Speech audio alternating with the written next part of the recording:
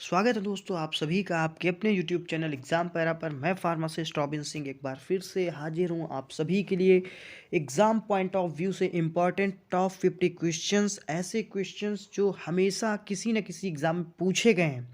ये important questions हैं क्योंकि किसी न किसी एग्ज़ाम में पूछे गए हैं और अभी आपका अपकमिंग टाइम में लगा हुआ है एम्स फार्मासिस्ट के एग्ज़ाम, पीजीआई फार्मासिस्ट के एग्ज़ाम और भी कई सारे एग्ज़ाम लगे हुए हैं।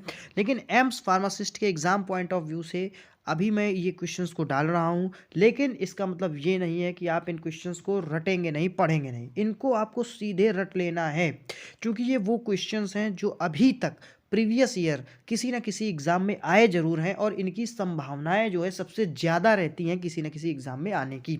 अभी हाल ही में आपका ईएसआईसी फार्मासिस्ट का एग्ज़ाम हुआ, आप देखेंगे इनमें से कुछ क्वेश्चंस उसमें भी पूछे गए। भाई देखिए, मैं 150 क्वेश्चन आपको करवा दूँ और कह दूँ कि यही क्वेश्चन पूछे जाएँगे तो इसकी सब ये मतलब पॉसिबल ही नहीं है ना?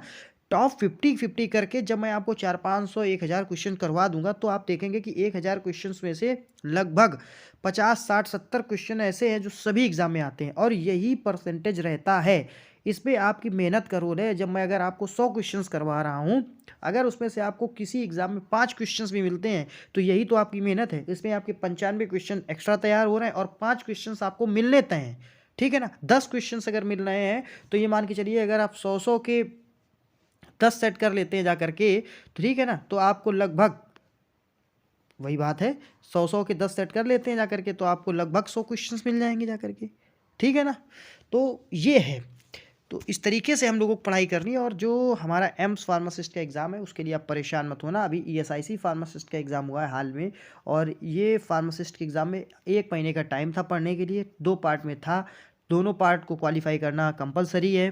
टेक्निकल पार्ट लोग कहते हैं सरल है, मैं कहता हूँ ठीक है सरल था। एग्ज़ाम के आंसर की आने के बाद पता चलेगा कितना सरल है, ठीक है ना? और दूसरा क्या है कि नॉन टेक्निकल था, तो नॉन टेक्निकल का जो पार्ट रहा है वो काफ़ी टफ था।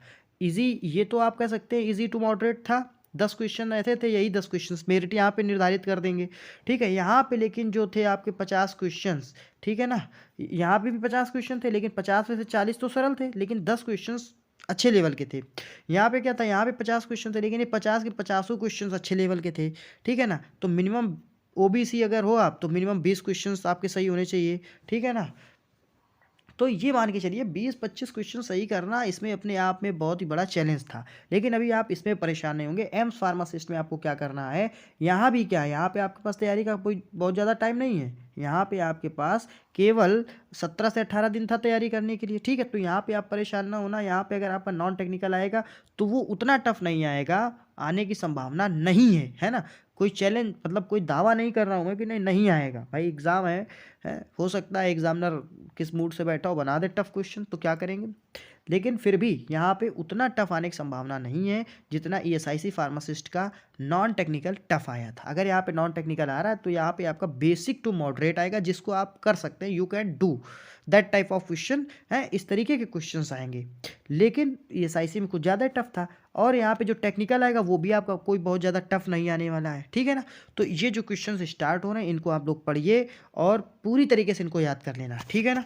बढ़ेंगे देखिए हम लोग अपने सेशन की तरफ और हमारा पहला क्वेश्चन क्या कह रहा है, यहाँ पे देखिए दोस्तों वही क्वेश्चंस दिए गए जो आए हुए हैं। ठीक है ना? और हर एक कैटेगरी वाइज क्वेश्चन है, 2-2 3-3 क्वेश्चंस हर एक कैटेगरी से जो आए हुए हैं। पहला क्वेश्चन क्या कह रहा है, देखिए हमारा पहला क्वेश्चन कह रहा है active metabolite of allopurinol. Allopurinol का एक्टिव मेटाबोलाइट क्या होता है, तो आप बता देंगे ऑक्सीप्यूरिनॉल। तो active metabolite of allopurinol is oxypurinol. फिर क्वेश्चन नंबर 2 की तरफ चलेंगे, कह रहा है कि active metabolite of amitriptyline. Amitriptyline tricyclic anti depressant होता है, TCA tricyclic anti depressant category की होती है। पूछ लेता है कि which one of this is a TCA category drug, तो आप बता देंगे एमिट्रिप्टाइलिन होगा ट्राईसाइक्लिक एंटी डिप्रेसेंट कैटेगरी की ड्रग। ठीक है ना? और ये नॉट्रिप्टाइलिन इसका एक्टिव मेटाबोलाइट होता है जाकर के नॉट्रिप्टाइलिन। एमिट्रिप्टाइलिन क्या करता है, अगर देखा जाए तो सेरोटोनिन के लेवल को बढ़ाता है जाकर के ब्रेन में, मूड स्टेबलाइजर का काम करता है, फीलिंग वेल करवाता है। ठीक है ना? फिर अगले क्वेश्चन की तरफ बढ़ेंगे। क्वेश्चन नंबर 3 क्या कह रहा है, कह रहा है कि animal used in the bio essay of oxytocin. देखिए किसी भी मेडिसिन को ह्यूमन पे ट्रायल करने से पहले उसका प्री क्लिनिकल ट्रायल होता है। ह्यूमन के ट्रायल को कहते हैं क्लिनिकल ट्रायल, और उसके पहले जो एनिमल पे ट्रायल होता है उसको कहते हैं प्री क्लिनिकल ट्रायल। तो यहाँ पे एक तरीके से प्री क्लिनिकल ट्रायल ही चल रहा है इस क्वेश्चन में। Animal use in the bio essay of oxytocin, यानी ह्यूमन बॉडी में देने से पहले उसको किसी एनिमल पे देते हैं, तो वो एनिमल क्या हो सकता है, वो रैबिट भी हो सकता है, वो पिजन भी हो सकता है, ठीक है, और वो चिकन भी हो सकता है। तो यहाँ पे क्या है कि जो राइट आंसर है वो है animal use in the bio essay of oxytocin. Oxytocin का जो हम लोग बायो एसे करते हैं वो चिकन पे करते हैं जाकर के, ठीक है ना। तो ऑक्सीटोसिन का बायो एसे चिकन पे करते हैं जाकर के। फिर क्वेश्चन नंबर 4 क्या कह रहा है, कह रहा है इंडियन सेना इज नोन एज, इंडियन सेना को किस नाम से जाना जाता है। देखिए बहुत बार ये क्वेश्चन आया है, तो आप बता देंगे कैसिया अंगस्टीफोलिया। कैसिया अंगस्टीफोलिया इंडियन सेना को कहा जाता है, और टाइनी वैली सेना भी इंडियन सेना को कहा जाता है। टाइनी वैली सेना भी इंडियन सेना को कहा जाता है। फिर अगले क्वेश्चन की तरफ बढ़ेंगे। क्वेश्चन नंबर 5 क्या कह रहा है, देखिए कह रहा है Indian rhubarb is known as, Indian rhubarb को किस नाम से जाना जाता है। तो आप बताएंगे र्यूम इमोडी।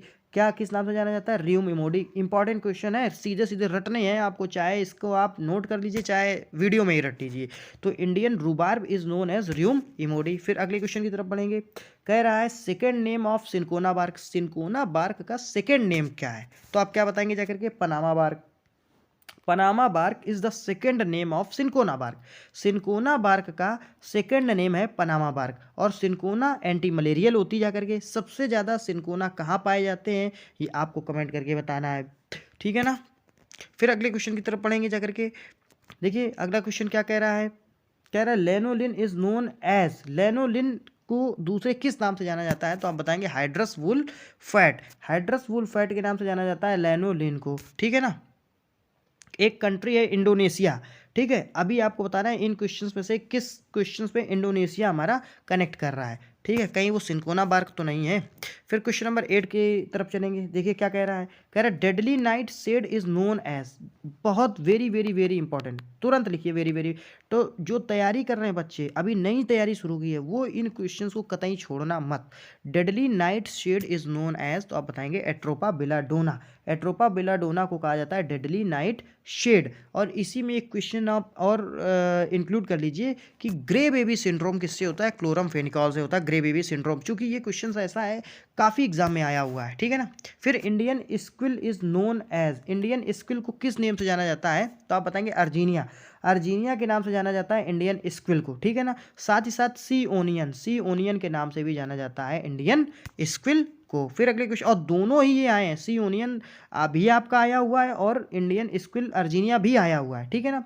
फिर कह रहा है side effect of ACE inhibitor. ACE inhibitors का कभी कभी फुल फॉर्म पूछ लेता है, angiotensin converting enzyme, angiotensin converting enzyme, ये होता है एसीई का फुल फॉर्म। और इसमें क्या ये क्या कर देते हैं, साइड इफेक्ट इनका क्या होता है, ड्राई कफ कर देते हैं जाकर के। तो side effect of ACE inhibitor जो दी जाती हैं उनका क्या होता है जाकर के, ड्राई कफ कर देती हैं साइड इफेक्ट में।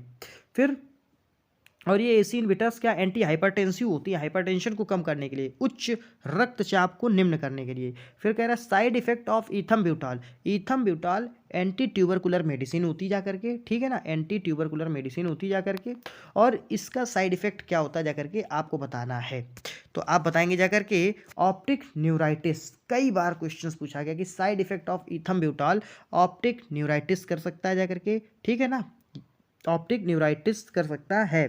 या इसमें एक आ जाता है जाकर के ब्लड विजन भी आ जाता है जाकर के, ब्लड विजन, ठीक है, यानी धुंधलापन आपको दिखने में धुंधला धुंधला नजर आएगा, तो ये ईथम ब्यूटाल कर सकता है। फिर एक क्वेश्चन आता है कि जाकर के कि ऐसी कौन सी एंटी ट्यूबरकुलर ड्रग है जो कि हिपैटोटॉक्सिसिटी नहीं करेगी, लीवर की टॉक्सिसिटी नहीं करेगी। तो आप बताएंगे वो है ईथम ब्यूटाल। ये क्या है कि लीवर की टॉक्सिसिटी ना करके ऑप्टिक न्यूराइटिस करती है या ब्लड विजन कर देती है, ठीक है ना। फिर अगले क्वेश्चन की तरफ बढ़ेंगे। हाँ एक क्वेश्चन देखिए और मैं आपको एंटी ट्यूबरकुलर का बता दूं कि स्ट्रेप्टोमाइसिन, स्ट्रेप्टोमाइसिन वेरी गुड, बहुत ही अच्छी मेडिसिन है स्ट्रेप्टोमाइसिन। स्ट्रेप्टोमाइसिन जो है पहली बैक्टीरिया से खोजी हुई एंटीबायोटिक है, पहली बात तो ये। दूसरा किसने खोजा, वॉक्समैन ने खोजा, ये साइंटिस्ट थे, इन्होंने खोजा।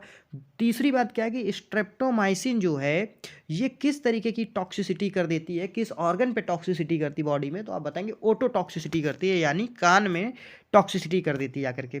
साइड इफेक्ट ऑफ आइसोनियाजिड, देखिए आइसोनियाजिड का साइड इफेक्ट क्या है, तो आप बताएंगे जाकर के पेरीफेरल न्यूराइटिस, पेरीफेरल न्यूराइटिस कर देता है आइसोनियाजिड। और आपसे पूछा जाएगा कि आइसोनियाजिड की जो टॉक्सिसिटी है उसको कैसे रिवर्स कर सकते हैं, कैसे उसको सही कर सकते हैं, तो आप बता देंगे विटामिन B6 pyridoxine के सप्लीमेंटेशन से। तो कोई भी अगर आइसोनियाजिड ले रहा है, कोई पेशेंट है अगर आइसोनियाजिड खा रहा है तो उसको विटामिन B6 pyridoxine जरूर दीजिए, ठीक है ना। तो इससे क्या होगा कि जो आइसोनियाजिड की टॉक्सिसिटी है उसको वो कम करता रहेगा और उतनी टॉक्सिसिटी नहीं हो पाएगी, ठीक है। फिर क्वेश्चन नंबर 13 पे चलेंगे। Adverse drug reaction of morphine, morphine क्या साइड इफेक्ट कर सकता है, तो आप बताएंगे कॉन्स्टिपेशन, मॉर्फिन से कॉन्स्टिपेशन हो सकता है, ठीक। अगले क्वेश्चन पे चलेंगे। क्वेश्चन नंबर 14 क्या कह रहा है, कह रहा है कि side effect of thalidomide. Thalidomide तो एक ऐसी मेडिसिन है जो फार्मेसी के जो जिसने भी मतलब रेगुलर क्लासेस अटेंड करी हैं, मैं उनकी बात नहीं कर रहा हूँ, जो सीधे अपना सिस्टम से है ना। तो यहाँ पे क्या है, थैलिडोमाइड के बारे में उन्होंने जरूर पढ़ा होगा, क्योंकि क्लासेस में पढ़ाया जाता है थैलिडोमाइड, और चिल्ला चिल्ला के टीचर पढ़ाते हैं कि पढ़ लो भैया थैलिडोमाइड है, ध्यान दो आगे फार्मासिस्ट बनोगे, थैलिडोमाइड ना खिला देना किसी को। तो यहाँ फोकोमेलिया कर देता है। अच्छा, थैलिडोमाइड का बेसिक यूज़ क्या है, कोई भी अगर प्रेग्नेंट टेडी है, जिस बेबी इनसाइड बेबी है ना, तो उसको थैलिडोमाइड नहीं देनी चाहिए, क्योंकि वो जो बेबी होता है पेट में माँ के, उसको क्या कर सकता है कि उसका जो डेवलपमेंट है वो प्रभावित हो सकता है, वो गड़बड़ हो सकता है ना, हो सकता है बेबी का सिर बड़ा हो जाए, ठीक है ना। तो इसी को कहते हैं फोकोमेलिया। फिर अगले क्वेश्चन की तरफ बढ़ेंगे। क्वेश्चन नंबर 15 क्या कह रहा है, largest size of capsule. Capsule का जो लार्जेस्ट साइज होता है वो क्या होता है, ये कई बार पूछा गया, 000। और स्मॉलेस्ट साइज क्या होता है, 5 होता है, जाकर 000 to 5 होते हैं। फिर कह रहा है कि smallest size capsule capacity in ml।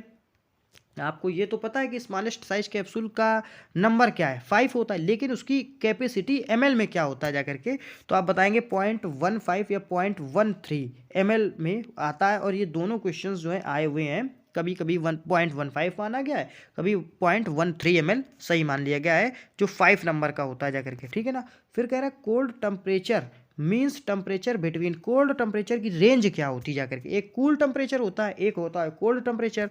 तो कोल्ड टेम्परेचर होता है जाकर के 2 से 8 डिग्री सेल्सियस पे। तो कई बार क्वेश्चन आपसे पूछ लिया जाता है कि जैसे आपका इंसुलिन वगैरह है, ठीक है ना, तो कई जो सेंट्रल के एग्जाम है उन्होंने इंसुलिन को लेस देन 1 डिग्री सेल्सियस के नीचे मान लिया, 1 डिग्री सेल्सियस के नीचे। अगर 1 डिग्री सेल्सियस का ऑप्शन नहीं है तो 2 से 8 डिग्री सेल्सियस पे आप इंसुलिन को स्टोर करेंगे।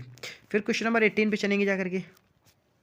कह रहा देखिए न्यू टैप कंटेंस, बहुत ही ज़्यादा इंपॉर्टेंट क्वेश्चन है न्यू टैप का। तो न्यू टैप पे बता देना 95% of sucrose plus 4% invert sugar, ठीक है ना। तो 95% of sucrose plus 4% invert sugar पाया जाता है न्यू टैप में, ठीक है ना। एक होता है शुगर टैप, ठीक है ना, तो उसके बारे में अभी नहीं बताएंगे, आप बताइए कमेंट करके, ठीक है ना। फिर अगले क्वेश्चन की तरफ बढ़ेंगे। 19 नंबर क्वेश्चन क्या है, कह रहा syphilis identification test name. Syphilis का आइडेंटिफिकेशन जब हम लोग करते हैं तो उस टेस्ट को क्या कहते हैं, सिफाइलिस को आइडेंटिफाई करने के लिए जो टेस्ट किया जाता है उस टेस्ट का नाम क्या है, तो आप बता देंगे VDRL टेस्ट होता है। VDRL टेस्ट जो होता है वो सिफाइलिस को आइडेंटिफाई करने के लिए किया जाता है, ठीक। इसी में वाशरमैन टेस्ट भी होता है, एक इसमें खान टेस्ट करके होता है, मतलब प्रोनाउंशिएट मैं उसको करता हूँ खान टेस्ट, खान से मैंने उसको याद कर लिया है, तो खान टेस्ट करके होता है जाकर के, ठीक है ना। फिर क्वेश्चन नंबर 20 क्या कह रहा है, डिप्थीरिया आइडेंटिफिकेशन टेस्ट नेम। देखिए कितने इंपॉर्टेंट क्वेश्चन है ये, इतने इंपॉर्टेंट क्वेश्चन है कि आपको कहीं ना कहीं पक्का इनसे मुलाकात होगी इन क्वेश्चन से। तो डिप्थीरिया का आइडेंटिफिकेशन टेस्ट क्या है, आप बता देना सिक टेस्ट। तो Schick test is for the identification of diphtheria. तो डिप्थीरिया के आइडेंटिफिकेशन के लिए हम लोग टेस्ट करते हैं सिक टेस्ट। फिर क्वेश्चन नंबर 21, क्वेश्चन नंबर 21 क्या कह रहा है, test for the identification of leprosy. अब लेप्रोसी के आइडेंटिफिकेशन के लिए कौन सा टेस्ट होता है, जो मुझे इंपॉर्टेंट लगा वही मैंने इसमें डाल दिया है, ठीक है क्वेश्चन। तो लेप्रोमिन टेस्ट, लेप्रोमिन टेस्ट जो होता है वो लेप्रोसी को आइडेंटिफाई करने के लिए किया जाता है। और लेप्रोसी होता कैसा है, माइकोबैक्टीरियम लेप्री से, माइकोबैक्टीरियम लेप्री से हो जाता है लेप्रोसी, और इसको टेस्ट करने के लिए लेप्रोमिन टेस्ट करते हैं। क्वेश्चन नंबर 22 क्या कह रहा है, बहुत ही अच्छा क्वेश्चन है, कह रहा है example of essential amino acid. देखिए यहाँ पे फिर मैंने वही एग्जाम्पल डाले हैं इसमें जो जिन पे क्वेश्चन बने हैं और जो एग्जाम में आए हैं। तो यहाँ पे 3 मैंने डाल दिए हैं, वेलिन, थ्रियोनिन और ट्रिप्टोफैन, ये 3 होते हैं। साथ में और भी होते हैं, जैसे ल्यूसिन हो गया, आइसोल्यूसिन हो गया, आर्जिनिन हो गया, ठीक है ना। तो ये सब भी हो गए, तो ये सब क्या है, ये भी हो गया जा करके आपके एसेंशियल में। अब नॉन एसेंशियल से भी देखो क्वेश्चन बनता है। नॉन एसेंशियल में क्वेश्चन बनता है example of non essential amino acid. आप एग्जाम्पल दीजिए नॉन एसेंशियल अमीनो एसिड का, तो आप बताएंगे जाकर के या तो ग्लूटामिन बनता है या तो ग्लूटामिक एसिड बनता है जाकर के।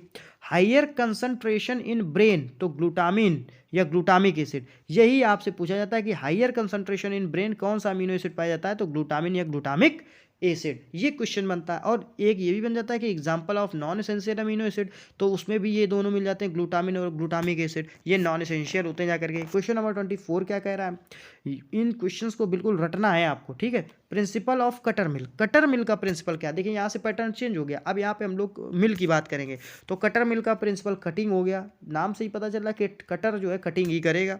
फिर क्वेश्चन नंबर 25 पे चलेंगे। रोलर मिल का देखिए प्रिंसिपल पूछ लिया गया, सारे प्रिंसिपल याद हो जाएंगे। रोलर मिल का कंप्रेशन हो जाएगा जाकर के, कि कंप्रेशन है रोलर मिल का प्रिंसिपल। फिर अगले क्वेश्चन पे चलेंगे जाकर के। अच्छा ये आ गया, कह रहा है दोस्तों कि अगर आपको ये वीडियो अच्छा लग रहा हो, ठीक है, आपको लग रहा हो कि आपके काम की चीज़ मिल रही है, तो प्लीज़ दया करके इस चैनल को सब्सक्राइब कर लीजिए और वीडियो को लाइक कर दीजिए, अपने दोस्तों तक शेयर कर दीजिए, ठीक है। तो इससे क्या है कि आपको नई नई वीडियोस मिलेंगी, साथ में टिप्स आपको मिलेंगे, ठीक है, कैसे क्या करना है एग्ज़ाम में, और अपडेट मिलते रहेंगे। फिर ठीक है, बढ़ेंगे अगले क्वेश्चन की तरफ। और आप लोग देख जाते हो वीडियो, सब्सक्राइब नहीं करते तो सब्सक्राइब कर लो भैया, क्या दिक्कत है। सभी बिट्टी से, सभी बउआ से, सभी जितने साथी हमारे, सभी बुजुर्ग साथी, सभी हमारे समान एज के साथी, सब लोग भैया यार सब्सक्राइब कर लो, ठीक है। अब देखो अगले क्वेश्चन की तरफ। Principle of hammer mill, hammer mill का प्रिंसिपल क्या है, तो यहाँ पे देखेंगे कि हैमर मिल का प्रिंसिपल है इम्पैक्ट। इम्पैक्ट के प्रिंसिपल पे काम करता है हैमर मिल, ठीक है ना। फिर क्वेश्चन नंबर 27 पे चलेंगे। Principle of ball mill, ball mill का प्रिंसिपल क्या है, बॉल मिल का होता है जाकर के इम्पैक्ट एंड एट्रिशन। तो बॉल मिल का प्रिंसिपल क्या होगा, इम्पैक्ट एंड एट्रिशन होगा जाकर के, ठीक है ना। फिर अगले क्वेश्चन पे चलेंगे, कह रहा है कि प्रिंसिपल ऑफ डिसइंटीग्रेटर, एक डिसइंटीग्रेटर होता है, इसका प्रिंसिपल क्या होगा जाकर के, तो इसका प्रिंसिपल इम्पैक्ट ही होगा जाकर के। ये आई ऊपर पहुंच गया, ये इम्पैक्ट नीचे आ गया, ठीक है ना। तो कुल मिलाकर के ये समझ लीजिए कि इम्पैक्ट पे ये भी काम करेगा डिसइंटीग्रेटर अपना, ठीक है। क्वेश्चन नंबर 29 पे चलेंगे। प्रिंसिपल ऑफ फ्लूइड एनर्जी मिल, काफ़ी इंपॉर्टेंट है, ये भी काम करेगा इम्पैक्ट एंड एट्रिशन पे, ठीक है ना। Fluid energy mill works on the principle impact and attrition. Question number 30 क्या कह रहा है, कह रहा है colourant is used in which process of tableting, ठीक है। तो ये मतलब आप समझिए ऐसे कि कलरेंट का टैबलेट बनाते समय कलरेंट हम कब इस्तेमाल करते हैं, तो सिरपिंग के टाइम पे, सिरप कोटिंग के टाइम पे कलरेंट का यूज़ करते हैं। और कई बार ये क्वेश्चन पूछा गया है, बिल्कुल दिमाग में इसको सेट कर लो, बिठा लो, कहीं दाएं बाएं रख लो, इसको मिल जाएगा पक्का। तो colourant is use in syrup coating, syrup coating में हम लोग कलरेंट का इस्तेमाल करते हैं। 31 नंबर ऑफ क्वेश्चन क्या कह रहा है, क्या कह रहा है, act as a enteric coating polymer, ऐसा पॉलीमर जिसको उस मेडिसिन पे काम करते हैं, मतलब उस मेडिसिन पे कोट कर देते हैं जो मेडिसिन इंटेस्टाइन के लिए बनाई जा रही हो, है ना। इंटेरिक कोटिंग का मतलब ऐसी मेडिसिन जो जा करके इंटेस्टाइन में ही घुलेगी, तो उसके लिए हम उसके ऊपर कुछ लगाएंगे लेप। तो वो लेप क्या होना चाहिए, किसका होना चाहिए, मतलब क्या पॉलीमर्स होगा जा करके, तो आप बताएंगे सेलुलोज एसीटेट थैलेट। इसको शॉर्ट में CAP करके याद कर लीजिए, cap, cellulose acetate phthalate. Cap लगा करके टैबलेट को भेज दिया, तो वो कैप लगी रहेगी, तो टैबलेट सुरक्षित बनी रहेगी, और टैबलेट जैसे ही पहुंचेगी इंटेस्टाइन में वो कैप हट जाएगी और बस टैबलेट अपनी घुलना चालू हो जाएगी। तो ठीक है ना, सेलुलोज एसीटेट थैलेट, इसकी कोटिंग करके हम लोग एंटेरिक कोटेड टैबलेट तैयार करते हैं। 32 नंबर ऑफ क्वेश्चन, देखिए यहाँ से फिर पैटर्न बदल गया, सारे इंपॉर्टेंट क्वेश्चन है लाइन से। कह रहे government analyst is comes under in which section, तो किस सेक्शन में गवर्नमेंट एनालिस्ट आता है, बहुत इंपॉर्टेंट क्वेश्चन है। और ये कह रहा सेक्शन 20 में आता है अपना गवर्नमेंट एनालिस्ट। गवर्नमेंट एनालिस्ट का मतलब समझ रहे हो, सरकारी आदमी जो कि चेक करेगा जा करके कि भैया मेडिसिन तुम्हारी सही है कि नहीं, फर्जी वाली तो मेडिसिन नहीं है, सारे parameters, absorption, distribution, metabolism, excretion, ये सब कुछ चेक करेगा, है ना। तो ये होता है गवर्नमेंट एनालिस्ट, सरकारी होता है बंदा। फिर देख लीजिए DI comes under section, DI जो ड्रग इंस्पेक्टर हैं वो किस सेक्शन के तहत आते हैं, तो आप बता देना सेक्शन 21 के तहत आते हैं जा करके, और 1945 के तहत इनका रिक्रूटमेंट होता है जा करके, ठीक है ना। Drug and cosmetic act 1940 and rules 1945 के तहत आते हैं हमारे ड्रग इंस्पेक्टर, और इनका सेक्शन होता है 21। फिर अगले क्वेश्चन की तरफ बढ़ेंगे। 34 number, report of government analyst. अब देखिए गवर्नमेंट एनालिस्ट जो सरकारी जो चेक कर रहा है आदमी आपकी सारी दवाएं, उसने एक रिपोर्ट बनाई और वो उस रिपोर्ट को एक सेक्शन के माध्यम से आगे प्रोसीड किया जाएगा, तो वो आगे भेजा जाएगा। तो वो सेक्शन कौन सा होता है? सेक्शन 25 में आ जाता है सरकारी, मतलब जो गवर्नमेंट एनालिस्ट है उसकी रिपोर्ट जो है वो सेक्शन 25 के तहत आती है, ठीक है ना।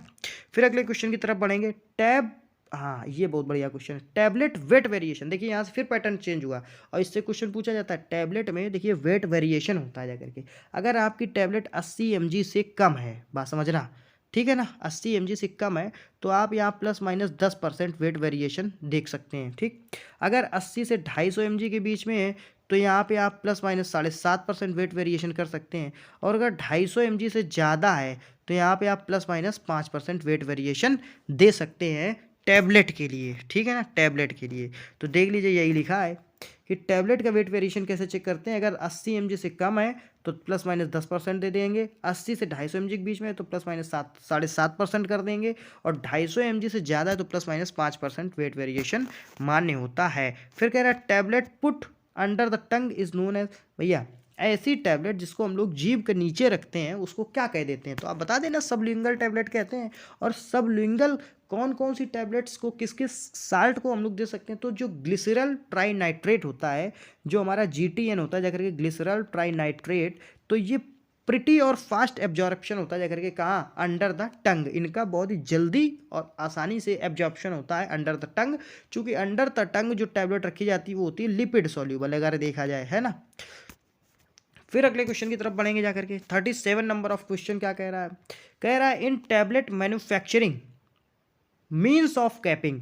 अगर आप टैबलेट की मैन्युफैक्चरिंग कर रहे हैं और आपसे कोई कहते हैं कैपिंग हो गया टैबलेट में कैपिंग हो गई, ये मैन्युफैक्चरिंग डिफेक्ट होते हैं कुछ। एक कैपिंग होता है, एक पिकिंग होता है, एक स्टीयरिंग होता है जाकर के, ठीक है ना, और लेमिनेशन होता है जाकर के, लेमिनेशन या लेमिनेटिंग, है ना, मॉडलिंग होता है। तो ये सारे के सारे क्या होते हैं? टैबलेट के मैन्युफैक्चरिंग डिफेक्ट होते हैं। अगर टैबलेट में कोई डिफेक्ट आ रहा है तो उस कैटेगरी के हिसाब से हमने इसको डिवाइड कर दिया है। कैपिंग का मतलब क्या होता है देख लो, बहुत ही अच्छी डेफिनेशन है कैपिंग की, पढ़ लीजिए, इसको याद कर लीजिए। कैपिंग का मतलब क्या होता है जाकर के देखिए, बड़ी लंबी डेफिनेशन है, देखिए क्या है। कैपिंग कह रहा है कि when upper and lower segment of tablet separates horizontally, sorry भैया जुकाम हो गई यार बड़ी। When upper and lower segment of tablet separates horizontally either partially और completely from the main body of tablet. देखिए ये हमारी टैबलेट है, ठीक है ना, इसका या तो ऊपर वाला पार्ट अलग हो जाए या तो नीचे वाला अलग हो जाए, पूरी तरीके से अलग हो जाए या थोड़ा थोड़ा अलग हो जाए। इसी को कहते हैं कि पार्शियली हो जाए या तो कंप्लीटली हो जाए। पार्शियली मतलब थोड़ा सा भाग अलग हो जाए, और कंप्लीटली मतलब पूरा, या ऊपर का या तो नीचे का। अगर ये दोनों अलग हो जाते हैं मेन बॉडी ऑफ टैबलेट तो इसको क्या कह देते हैं हम लोग? कैपिंग कह देते हैं जाकर के। क्या कहते हैं? कैपिंग। तो समझ गए होंगे कैपिंग। फिर कह रहा है मॉडलिंग क्या होता है? ये क्वेश्चंस ऐसे हैं कि आपसे किसी न किसी एग्जाम में पूछ लिए जाएंगे, इतने अच्छे क्वेश्चंस हैं। मॉडलिंग क्या कह रहा है? मॉडलिंग कह रहा है unequal distribution of colour in a tablet. किसी भी टैबलेट में अनइक्वल डिस्ट्रीब्यूशन जो होता है, मतलब असमान रूप से अगर कलर है, कहीं पे ज़्यादा कलर है, कहीं पे कम कलर है, तो इसको कह देते हैं मॉडलिंग, ठीक है ना। फिर अगले क्वेश्चन पे पढ़ेंगे, देखिए क्या कह रहा है। कह रहा है what is the colour of label of a blood group. अब देखो यहाँ पे फ्लो में गड़बड़ हो गया। कह रहा what is the colour of label, label का कलर क्या होगा ए ब्लड ग्रुप में। किसी का अगर ब्लड ग्रुप ए है तो उस ए ब्लड ग्रुप में एक किसी वायल में रखोगे आप, उस वायल में किस कलर की वायल वो होगी या किस कलर का स्टिकर लगा होगा, तो आप बताएंगे येलो कलर का लगा हो जाएगा। किस कलर का लगा होगा जाकर के? येलो कलर का लगा होगा जाकर के, ठीक। फिर अगले क्वेश्चन पे पढ़ेंगे जाकर के। अगला क्वेश्चन 40 नंबर क्या कह रहा है? Latest edition of IP Indian pharmacopoeia जो है इसका लेटेस्ट एडिशन कौन सा है, तो आप बताएंगे 2022 का एडिशन आया है, 8वां एडिशन है। ठीक है, इसके पहले कब आया था, 2018 में आया था। उसके पहले कब आया था, 2014 में आया था। उसके पहले कब आया था, 2010 में आया था। उसके पहले कब आया था, 2007 में आया था। उसके पहले कब आया था, 1996 में आया था। उसके पहले कब आया था, 1985 में आया था। फिर कब आया था, 1966 में आया था। उसके पहले जो पहला एडिशन था वो आया था 1955 में। तो ये हो गया जा करके आपके इंडियन फार्माकोपिया के एडिशन। क्वेश्चन नंबर 41 क्या कह रहा है, कह रहा फर्स्ट एडिशन ऑफ आईपी कब आया, तो अभी मैंने बताया 1955, 1955 में आया था first edition of IP. Question number 42 क्या कह रहा है, काफ़ी अच्छा क्वेश्चन है, देख लेना। कह रहा है Accogel is used in hard gelatin capsule for, Accogel का इस्तेमाल किया जाता है हार्ड जिलेटिन कैप्सूल में। जो भी कैप्सूल हार्ड जिलेटिन वाला होता है उसमें एकोजेल का इस्तेमाल करते हैं। और इसका यूज़ क्या होता है, तो आप बताएंगे जा करके filling exact powder dose in hard gelatin capsule. तो हार्ड जिलेटिन कैप्सूल में सपोज दैट 600 mg हमको डालनी दवा, तो वो 600 mg एग्जैक्ट डालेगा हमारा एकोजेल। ठीक है ना, तो एकोजेल का मतलब हो गया जाकर के filling exact powder dose in hard gelatin capsule. फिर अगले क्वेश्चन पे तब बढ़ेंगे। देखिए रोटोफिल, ये भी कैप्सूल का ही है कि कैप्सूल में रोटोफिल का इस्तेमाल क्या होता है जाकर के, Rotofil is used in hard gelatin capsule. Question पूछा गया है, कई बार पूछा गया है, तो आप बता देना, आप बता देंगे क्या, to fill pellets in hard gelatin capsule. जो पैलेट्स होते हैं जाकर के, ठीक है ना, उन पैलेट्स को हार्ड जिलेटिन कैप्सूल में फिल करने के लिए हम लोग रोटोफिल का इस्तेमाल करते हैं। क्वेश्चन नंबर 44 क्या कह रहा है, अच्छा क्वेश्चन है। अब एंटीडोट पे आ गए हम लोग, एंटीडोट फॉर पैरासीटामोल पॉइजनिंग, कई बार पूछा गया क्वेश्चन, घुमा घुमा के पूछा गया क्वेश्चन, तो आप बता देना N acetyl cysteine, N acetyl cysteine ये होता है जाकर के एंटीडोट। अगर पैरासीटामोल की पॉइजनिंग हो जाए तो एसिटाइल सिस्टीन आप दे देना, एन एसिटाइल सिस्टीन दे देना, तो उसकी पॉइजनिंग सही हो जाएगी। दूसरी बात क्या है कि इसमें आता है जाकर के क्या, पैरासीटामोल की पॉइजनिंग से क्या दिक्कत होती है, तो आप बताएंगे लीवर जो है वो डैमेज होता है जाकर के, मतलब लीवर टॉक्सिसिटी करता है जाकर के हमारा पैरासीटामोल। कई लोग होते हैं फ़ोन कर देते हैं कि भैया उन सामने वाले ने जो है उनका जो भी हो, सोना बाबू जादू टोना जो भी हो, उन्होंने अपना जो है पैरासीटामोल खा ली है, तो हम भैया कहे भैया अस्पताल लेके जाओ यार, हमारे पास क्या फ़ोन कर रहे हो, जाओ अस्पताल ले जाओ, हमारे पास एसिटाइल सिस्टीन है ही नहीं, तो हम कहाँ तुम्हें देते हैं, है ना। तो ये समझ लीजिए, ऐसे थोड़ा सा प्रैक्टिकल केस आपको मिलेंगे, तो उनको आपको बताना है कि आप हॉस्पिटल जाओ, तुम ना देने लग जाना। एंटीडोट फॉर बेंजोडाइजिपिन्स, बेंजोडाइजिपिन्स का एंटीडोट क्या होगा जा करके, तो आप बताएंगे जाकर के फ्लूमाजेनिल। देखो का हो सकता है ये एग्जाम में आपसे पूछा गया हो, तो एंटीडोट फॉर बेंजोडाइ, अभी ESIC ने पूछा गया, ये फ्लूमाजेनिल होता है बेंजोडाइजिपिन्स का एंटागोनिस्ट या एंटीडोट, है ना। तो एंटीडोट फॉर बेंजोडाइजिपिन्स फ्लूमाजेनिल। शायद मॉर्फिन का पूछा गया था, अभी याद नहीं आ रहा मुझे। एंटीडोट फॉर डिजॉक्सिन, डिजॉक्सिन का एंटीडोट क्या होता है, कई बार पूछा गया ये क्वेश्चन, तो आप बता देंगे जाकर Digibind, Digibind is the antidote for digoxin. फिर क्वेश्चन नंबर 47 पे चलेंगे, antidote for iron poisoning, iron poisoning में एंटीडोट क्या होता है जाकर के, तो आप बताएंगे डेस्फेरोक्सामिन, डेस्फेरोक्सामिन यहाँ पे एंटीडोट होता है जाकर के आयरन की पॉइजनिंग में। दोस्तों आपने सुना है कि क्या आयरन की भी पॉइजनिंग हो जाती है, तो बिल्कुल हो जाती है। अगर आप आयरन ज़्यादा मात्रा में ले लेंगे तो वो एक तरीके से भाई पॉइजन की तरह ही काम करेगा जाकर के। अब आपसे अगर मैं कह दूं कि चीनी की भी पॉइजनिंग हो जाती है, तो क्या नहीं होती है। आप ज़्यादा मात्रा में चीनी खिला दीजिए किसी शुगर पेशेंट को, एक तो शुगर ऊपर से चीनी खिला दी, अभी कोमा में ना पहुँच जाए तो कहीं ना, ठीक है ना। तो एंटीडोट फॉर आयरन पॉइजनिंग आ जाएगा डेस्फेरोक्सामिन। इसका मतलब ये हुआ कि किसी भी चीज़ को आप एक लिमिट में लीजिए, ठीक है, तो वो आपको बेनिफिट देगी, ठीक है। अगर आप उसी को अनलिमिटेड ले लेंगे तो कहीं ना कहीं नुकसान होगा, ठीक है। 48 नंबर ऑफ क्वेश्चन पे चलेंगे जाकर के, क्या कह रहा है, antidote for cyanide poisoning. Very very very very important question. Cyanide poisoning तो आपको रटा हुआ होना चाहिए, और यहाँ पे एक एग्जाम्पल नहीं होता, इसका एक आंसर नहीं होगा, ठीक है। इसके कई सारे आंसर हैं, देखिए इसके कई सारे आंसर तो अभी जो मुझे याद हैं वो हैं, कई सारे मुझे अभी याद नहीं, मतलब रिमाइंड नहीं है, उनको मैं अभी नहीं बता पाऊँगा। एमाइल नाइट्राइट होता है सबसे पहले, सोडियम नाइट्राइट होता है सबसे पहले, फिर उसके बाद सोडियम थायोसल्फेट होता है। देखिए इतने तो मुझे याद हैं, अभी यहाँ इस टाइम पे लिखे, कुछ दिमाग में अभी क्लिक नहीं कर रहे हैं, उनको मैं नहीं बता पाऊँगा, इनको सीधे इनलिस्ट करूँगा, ठीक है ना, चूँकि गलत जानकारी आपके पास तक ना पहुँचे, यहाँ दिमाग में बहुत सारी चीज़ें हैं। तो एमाइल नाइट्राइड भी होता है, सोडियम नाइट्राइड भी होता है, सोडियम थायोसल्फेट भी होता है, इतने तो हैं ही, ठीक है ना, साइनाइड पॉइजनिंग में। और इसमें एक आपका आता है जा करके एक, अभी देखो बताता हूँ मैं आपको, आता है इसमें एक और। तो 49 नंबर ऑफ क्वेश्चन क्या कह रहा है, ऑर्गेनो फास्फोरस एंटीडोट क्या होता है जा करके। तो ऑर्गेनो फास्फोरस के एंटीडोट में आता है जा करके एट्रोपिन और प्रेलिडॉक्सिन दोनों आते हैं, ठीक है ना। तो एक इसमें आता है शायद आपका हाइड्रोक्सोकोबालामिन करके, एंटीडोट फॉर साइनाइड पॉइजनिंग में एक कोबालामिन करके होता है, शायद हाइड्रोक्सोकोबालामिन होता है ना। तो एंटीडोट फॉर साइनाइड पॉइजनिंग एक हाइड्रोक्सोकोबालामिन करके भी होता है, एंटीडोट होता है। ऑर्गेनोफॉस्फेट की एंटीडोट में क्या होता है, एट्रोपिन होता है और प्रेलिडॉक्सिन भी होता है। एट्रोपिन और प्रेलिडॉक्सिन ये दोनों ऑर्गेनोफॉस्फेट की पॉइजनिंग में इस्तेमाल होते हैं एंटीडोट के रूप में। एंटीडोट क्या होता है, मतलब अगेन काम करता है, पॉइजन के अगेन काम करता है जाकर के, ठीक है ना। अब 50 नंबर ऑफ क्वेश्चन क्या कह रहा है, कह रहा है मैग्नीशियम सल्फेट, इप्सम साल्ट जो होता है जाकर के वो होता है मैग्नीशियम सल्फेट, ये मिसप्रिंट हो गया, इप्सम साल्ट कर लीजिए, इप्सम साल्ट। तो इप्सम साल्ट होता है हमारा मैग्नीशियम सल्फेट, ठीक है ना। तो दोस्तों ये थे हमारे आज के 50 क्वेश्चंस। अगर आपको ये क्वेश्चन अच्छे लगे हों तो प्लीज़ हमारे इस चैनल एग्जाम पैरा को सब्सक्राइब करें, वीडियो को लाइक करें और अपने दोस्तों तक ज़रूर शेयर करें। हम आपके लिए इसी तरीके से जो इम्पॉर्टेंट क्वेश्चंस का कलेक्शन है वो लाते रहेंगे, किसी ना किसी फॉर्म में ज़रूर लाते रहेंगे, छोटे छोटे वीडियोज़ भी लेकर के आएंगे। करना आपको इतना है कि चैनल को सब्सक्राइब करना है, वीडियो को लाइक करना है और अपने दोस्तों तक शेयर करना है। Thanks for watching the video, thank you so much.